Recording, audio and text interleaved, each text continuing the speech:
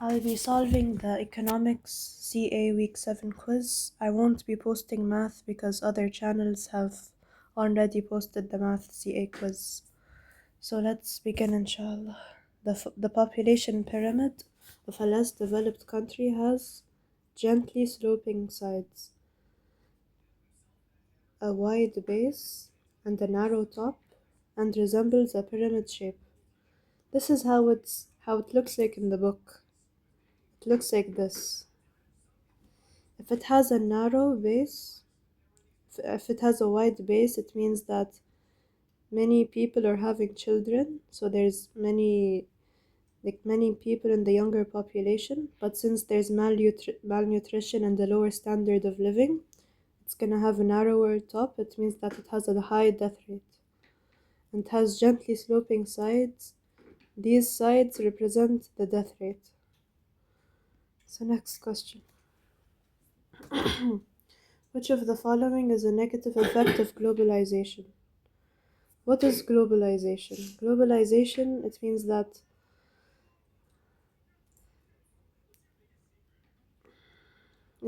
like many economies trade together and work together internationally. So there's going to be more international interaction between the economies of many countries. So the price of certain essential commodities increases, yes. The choices available for consumers increase, yes, because there's going to be international trades and new foreign international products will be entering your country. The problem of scarcity will be reduced. No, because there will be aggravated scarcity. Like if you're a country with nothing and you want to exploit the resources in another country, and so you're gonna import from the other country, and both of you will have scarcity now, because these resources will not be enough for the both of you. The negative externalities increase due to extensive transportation. Yes, because to transport the products, like you need higher transportation because you're moving across countries. The gap between rich and poor countries will widen.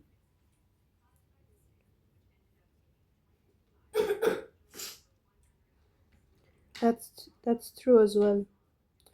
But this option, it's a advantage, and they want the negative effect of globalization. So we choose the last one. This one is correct, but it's an advantage, not a negative effect. Question 3. A country that has a comparative advantage in the production of a particular good will export this good. It means that it has a lower opportunity cost to produce this good. So it's gonna specialize in producing this good, and then it's gonna export it to other countries. So it will allocate the resources to produce this good, specialize in the production of this good, and produce this good with the lowest opportunity cost. Economic growth is achieved when more money is spent on education, when investment in capital goods increases, when productivity increases, and when investment in technology increases. This question is from the last AMS and it's common sense.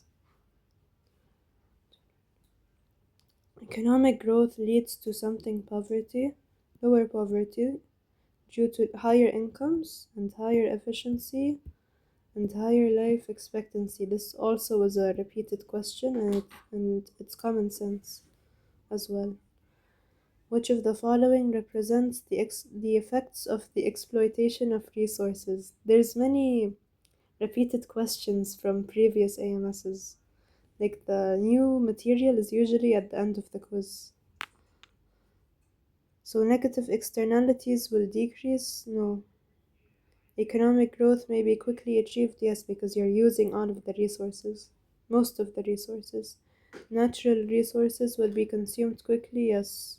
Some natural resources might no longer exist. And sustainability, there's no sustainability since you're using up the resources. All of these are repeated.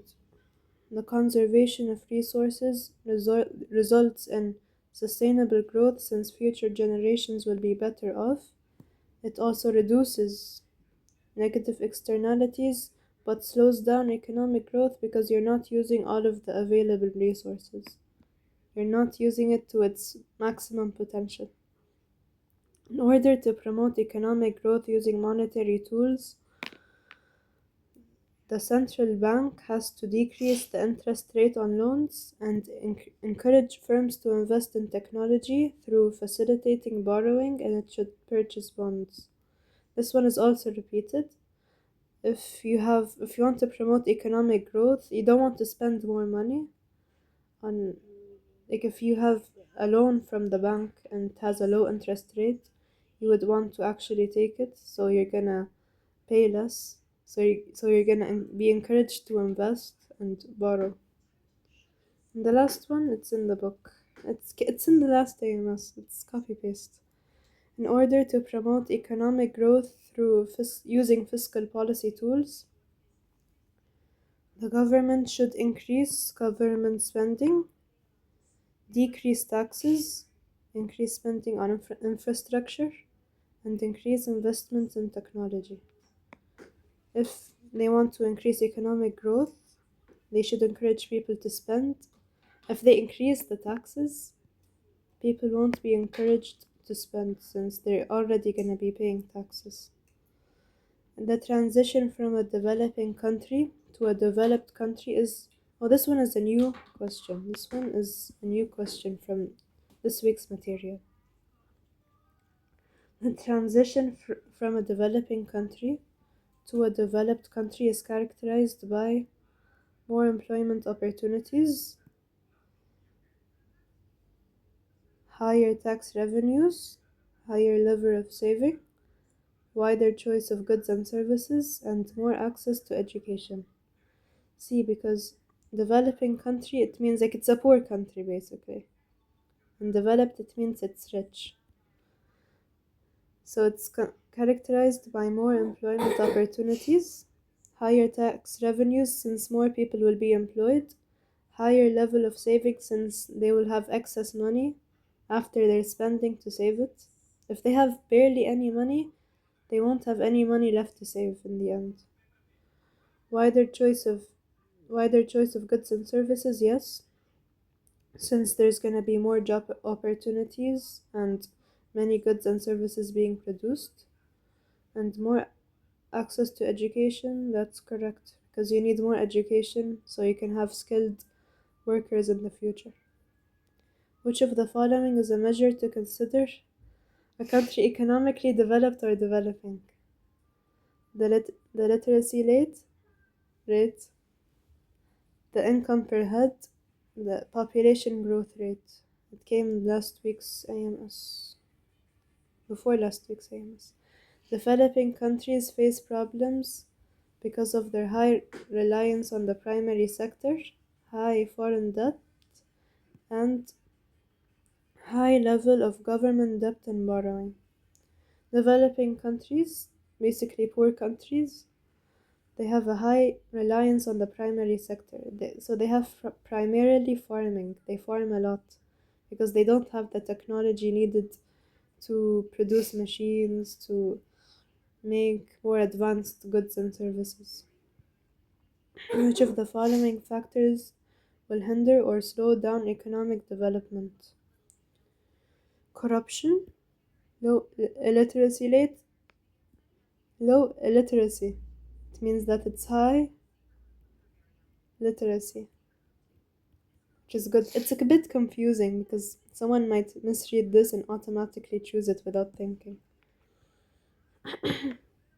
High debts, high debts owed to foreign countries. That's correct. Higher level of exports and imports. No. High levels of wastes and social costs. Yes. You basically choose the bad options. It's common sense. And it's repeated as well. Which of the following factors will lead to an unequal distribution of income? Inherited wealth, differences in wages, ownership of valuable assets. Unemployment benefits, it's equal. Like the people who are employed, they have a certain amount of money, and part of it is going to the unemployed, so they can have relatively equal amount of money. Progressive income tax system, people with higher incomes will pay higher taxes, so it's equal. But if someone has inherited wealth without doing anything, it's kind of unequal, like they're rich for no reason, and there's other people who are poor in the population, so it's unequal. It's also repeated. Which of the following will lead to a higher standard of living? High investment in education, skills, and healthcare? Yes. High interest rates? No. Low cost of living? Yes, since they can buy more products. High investment in capital? Yes. Low life expectancy means that there's a higher death rate, which wouldn't lead to a higher standard of living. Consider the below production possibilities curve. What does a shift from point B to point C represent? Economic growth and an increase in the economy's productive capacity. It's obvious. It came in the last AMS.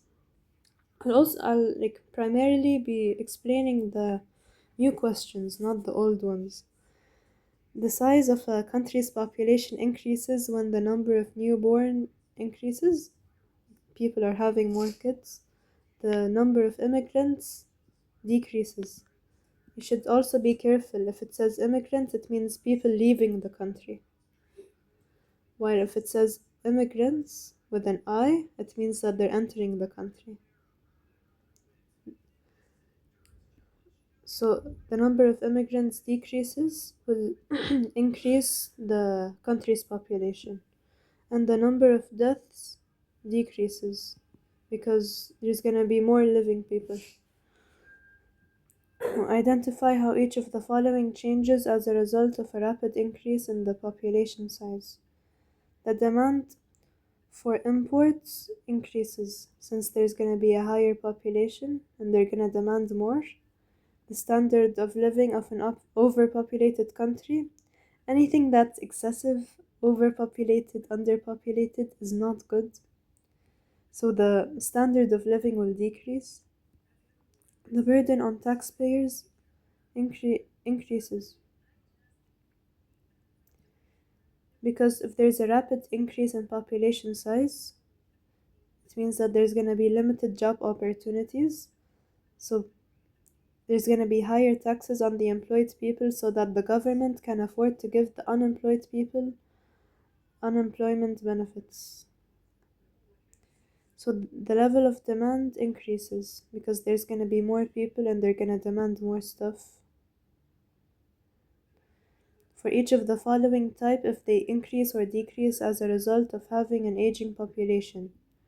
This is rich country, aka also known as developed country, which is something good. So demand for services increases. Dependency ratio increases because there's gonna be many older people relying on the younger population since they're gonna have better healthcare so they're gonna have a higher life expectancy. So they're gonna rely more on the younger population since they can't work anymore.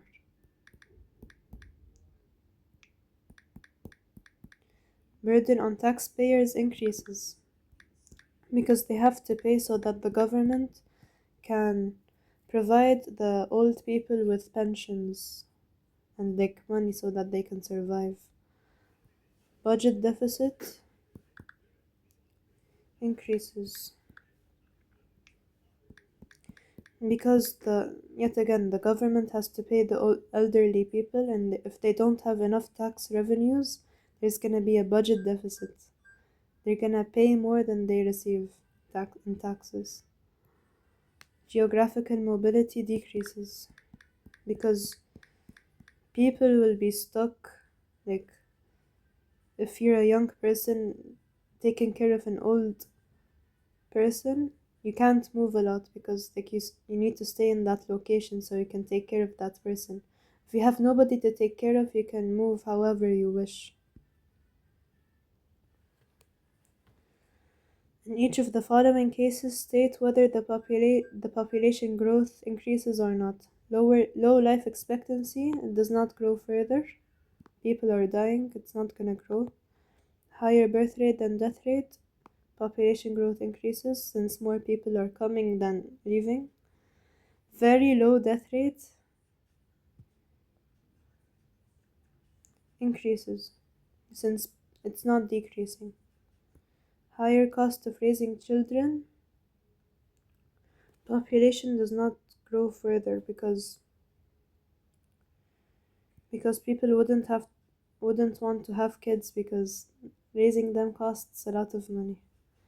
Which term refers to a country that has a lower opportunity cost in producing one good than other countries? If a country has a lower opportunity cost, once you read this sentence, lower opportunity cost, it means it has a comparative advantage, not an absolute one. It's in a different question towards the end of the quiz. You'll see then. Inshallah. Question 22. A country has something advantage in the production of a good when it can produce more using less of or the same resources. It didn't mention anything about lower opportunity cost. It just can produce more using the same or less resources. So it has absolute advantage. A country has something advantage in the production of a good when it can produce it at a relatively lower opportunity cost. This one is comparative.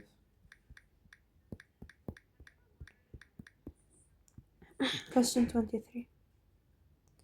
Which of the following statements is accurate about a country that specializes in the production of a given good? This one is also a new question. Specialization in the production of one good increases the risk of losses if production stops due to specific factors. Like, for example, if a country is specializing in producing crops, if bad weather happens or a disease spreads among the crops, automatically like you lose everything since that's mainly the only thing that you produce. So there's a high risk.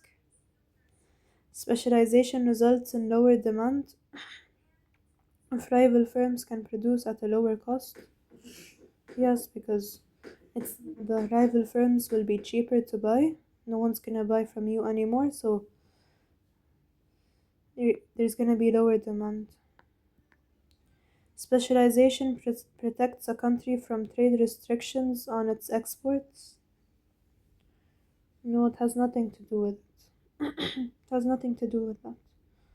Specialization increases competition among firms due to higher efficiency. Yes, since you're specializing, you're gonna be more efficient in the thing that you're doing.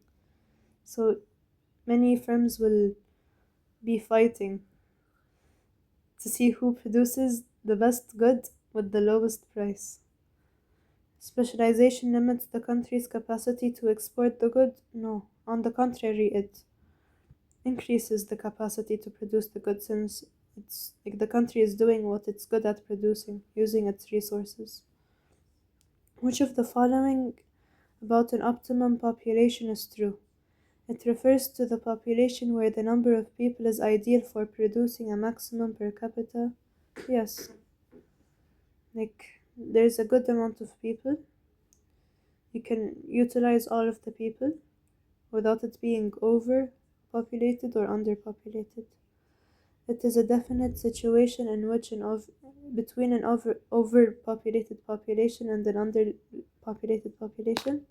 That's correct. It's in between. It's not over, it's not under, it's in the middle. It's a definite situation in between them. It refers to the population that can't make effective use of their country's resources. No, it's optimum. If it can't make effective use, then what's the point? It refers to the population where the birth rate matches the death rate. No, it should be where the population growth matches the given like the amount of available resources. Like there can be a higher birth rate than death rate, but it's still like the resources, the given resources can still accommodate this higher birth rate. So it has nothing to do with them being equalized. It refers to the population where the standard of living is highest, yes. Which of the following is most likely to occur as an economy becomes less developed? It becomes from rich to poor. The population density in urban areas increases? No, this one is in a developed country. The average age of the population increases? No, since it's poor, they're gonna be dying.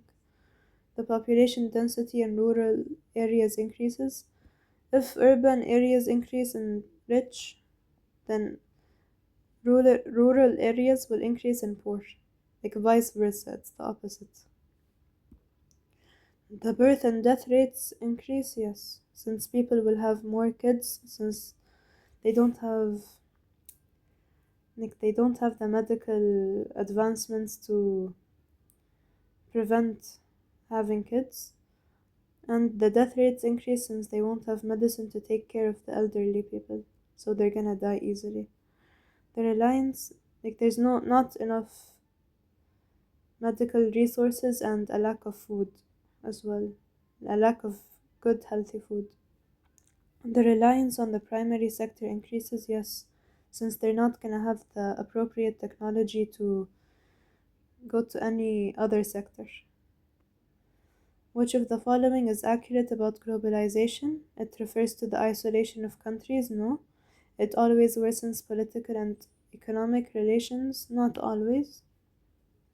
It benefits developed countries by raising profits of multinational companies? Yes, since they can go to developing countries and exploit their cheap resources, so it benefits them.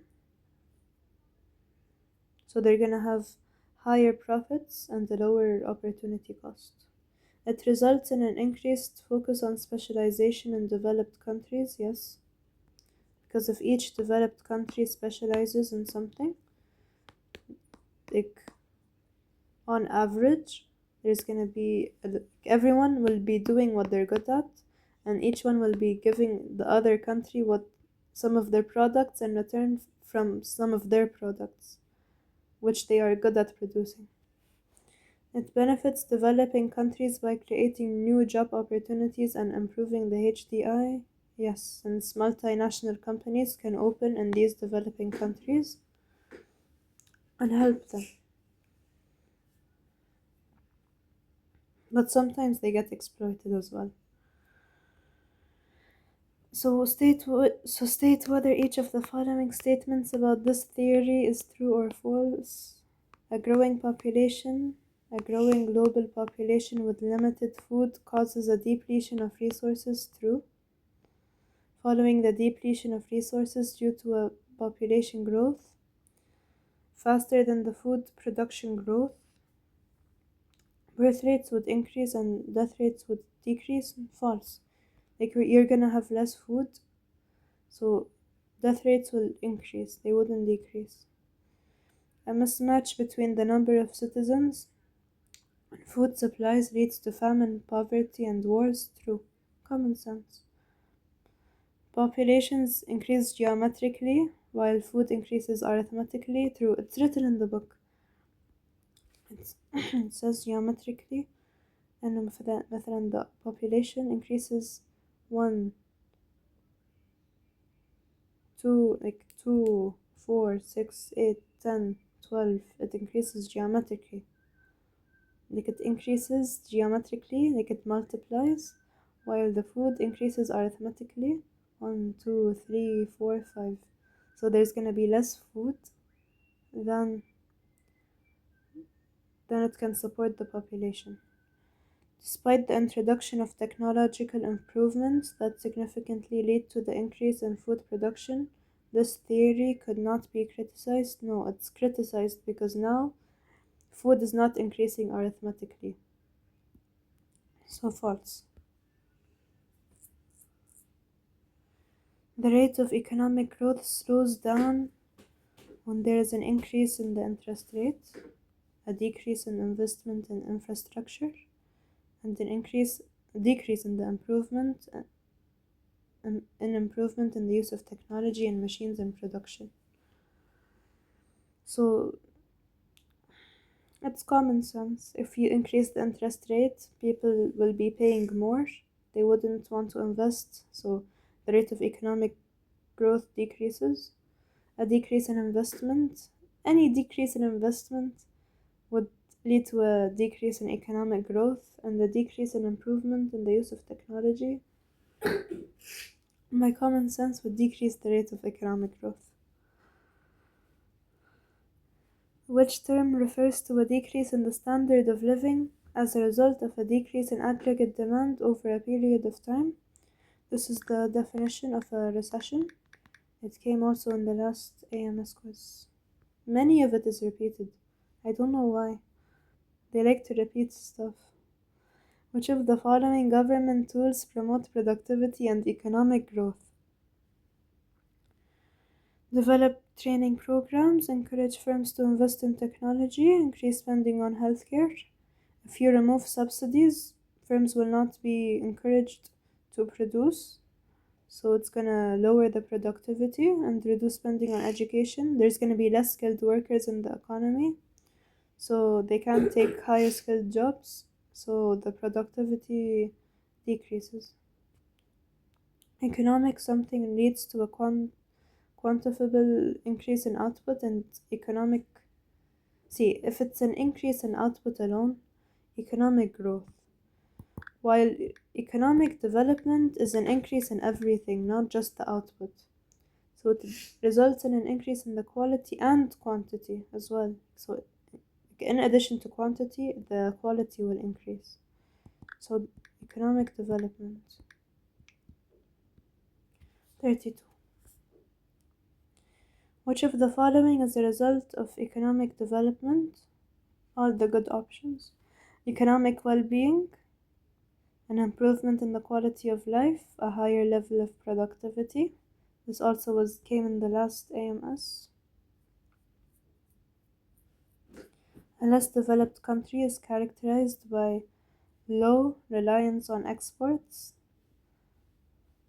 a low GDP per capita, a high reliance on the primary sector, a high population growth, and a low investment level. Low reliance on exports, like first of all, it won't have a lot of stuff to export, and sometimes their products might be too bad of a quality. They might have such bad quality that they might not meet international standards, so they're gonna have low reliance on exports and a high reliance on the primary sector since they don't have the technology to work on other sectors. In order to lower the poverty level, so to make the country become richer, a government should increase government spending, lower the taxes, and increase the minimum wage, and increase spending on improving education standards. If you lower the taxes, people would have a higher standard of living since they're gonna have more disposable incomes. This question is really new. It's towards the end of the material, 8.2 in the economics book. And you see, something has an absolute advantage in the production of erasers.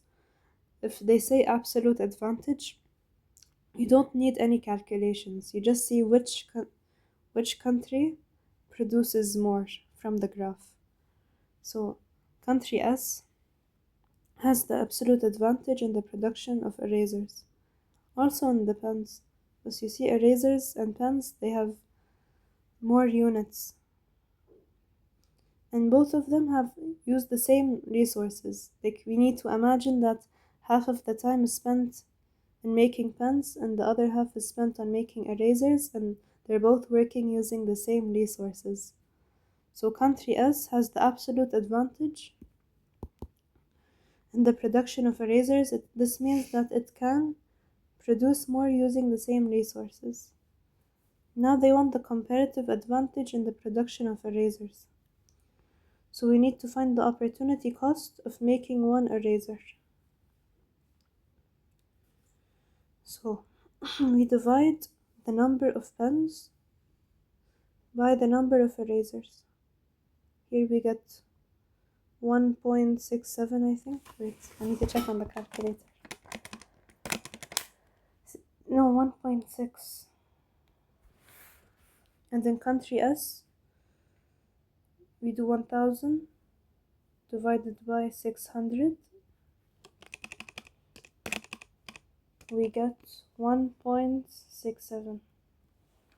This one has the lower opportunity cost. So country P will specialize in producing erasers. So country P has a comparative advantage in the production of erasers. This means it will export erasers and import pens. Something has an absolute advantage in the production of pens. Same thing, country S. You just look on the graph. Trade between countries S and P would not be beneficial if the opportunity costs were equal. If the opportunity cost in each one of them was equal, there would be no gain.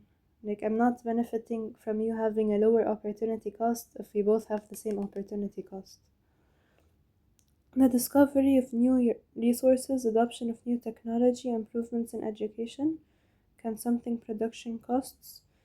If you get all of these good things, it would reduce production costs, change the opportunity costs, and affect the comparative advantage. 36. We need to see which one is overpopulated, underpopulated, or at optimum size. A country has resources, but the number of people who can make use of them is insufficient. Like, they have more resources than people, so it's underpopulated. The number of people in a country is ideal to produce the highest economic return per capita when using the available resources. That's perfect, that's optimum. A country's government is working on increasing the cost of raising children. They're trying to make people not have children in order to limit population growth and improve the standard of living. They would only want to do that if they already have an overpopulated population, like China. A country's government increases incentives to increase the birth rate and the population size. They wouldn't want to increase it if the economy was overpopulated. They would want to increase it if it's underpopulated. Something refers to the increase in an economy's capacity to produce goods and services over a period of time. Economic growth. They're producing, they're not improving the quality. So we don't choose economic development. Economic. 38. As the economy moves from point A to point B, the economy enters the recovery stage. This results in a decrease in unemployment and an increase in aggregate demand. This also is repeated, and it's common sense. It wouldn't be a recession since the graph is going up and real GDP is increasing. Okay, Bismillah, inshallah, everything is correct.